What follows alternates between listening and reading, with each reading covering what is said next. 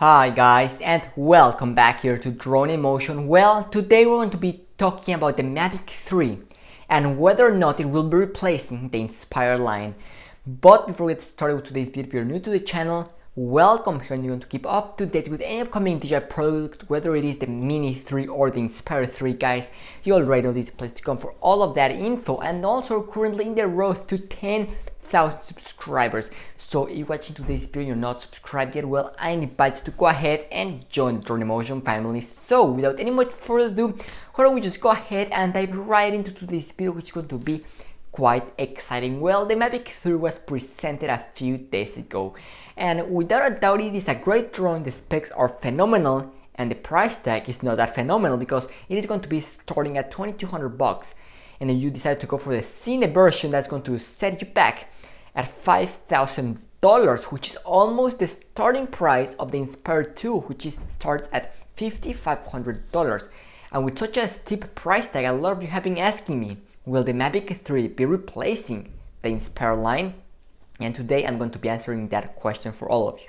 Now, you go ahead and go to the DJI website, you will notice that the Mavic 3 is still classified as a consumer drone, even though the price is not of a consumer drone anymore. This is the price of a professional drone at over $2,000 for the base version. So that is one clear signal that DJI is giving us that the Mavic 3 is still considered a consumer drone and not a professional filmmaking aerial vehicle. Now, if you go into the professional segment, you will notice that the Inspire 2 is right there classified as a professional drone. So this is telling us that the Mavic 3 is still a consumer drone and it will not be replacing the Inspire line, even though the price is very high. Now, other things, even though the Mavic 3 has a great sensor, it has a micro four thirds sensor, it has over 46 minutes of flight time, 360-degree optical avoidance, it is a great drone, but it's still not at the level of an Inspire 2. I mean, you're stuck with that micro four thirds sensor and you cannot swap the cameras, you cannot swap the lenses, you're stuck with that.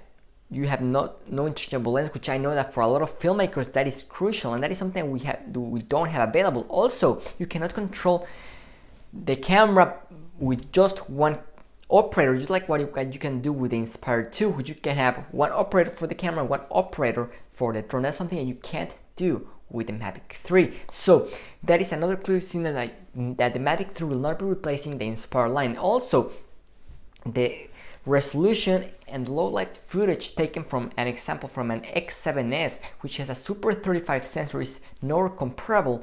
You cannot compare it to what you will get with the micro four thirds sensor with the Mavic 3. Even though it will do a great job, you still don't have the cinema DNG, for example, that you will find with the X7S, which you have on the Inspire 2. So guys, if any of you were wondering if the Inspire line will be replaced by the Mavic 3, I can tell you right now that will not be happening, and expect to see an Inspire 3 quite soon. Maybe early next year, or even maybe later this year. We're gonna be keeping you updated. So if you want to keep up to date with any upcoming DJI product, including the Inspire 3, you already know what to do. Subscribe and turn on your post notifications so you don't miss out on any video as soon as they go live here in the channel. So that's going to be a wrap for today's video, guys. I hope that you enjoyed it. The Mavic 3 is not replacing the Inspire line.